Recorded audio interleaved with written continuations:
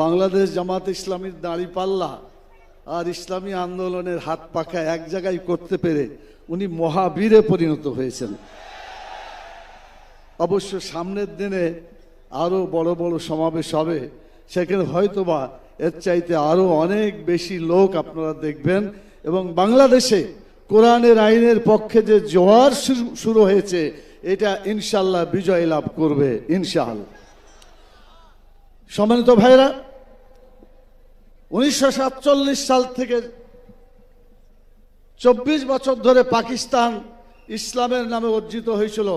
আপনারা বলেন, ইসলামের নামে পাকিস্তান হওয়ার পরে সেই পাকিস্তানে কোরআনের আইন চালু হয়েছিল?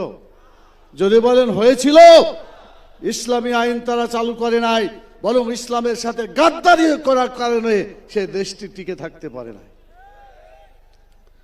1971 থেকে 2024 54 বছর যে আন্দোলন, 54 বছর যে দৃশ্য আমরা দেখেছি, তারা অনেক কথা বলেছে, কিন্তু দেখা গেছে তারা ইসলামের বিরুদ্ধে অবস্থান নিয়েছে।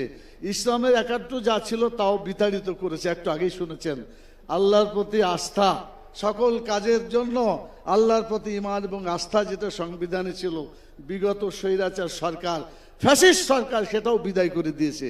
কথা ঠিক কিনা বলেন?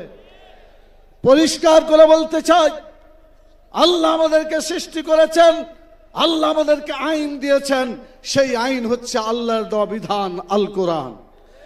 যতদিন পর্যন্ত আল কোরআনের আইন আমরা আমাদের ব্যক্তি, পরিবার, সমাজ এবং রাষ্ট্র জীবনে বাস্তবায়িত করতে না পারবো, ততদিন আমাদের জীবন থেকে অশান্তি, দুঃখ যাবে না। আমাদের কপাল পুড়ছে এবং পুড়তেই থাকবে। আমি জিজ্ঞাসা করতে চাই, আগামী নির্বাচনে আল কোরআনকে জাতীয় সংসদে দিতে হবে, রাজি আছেন?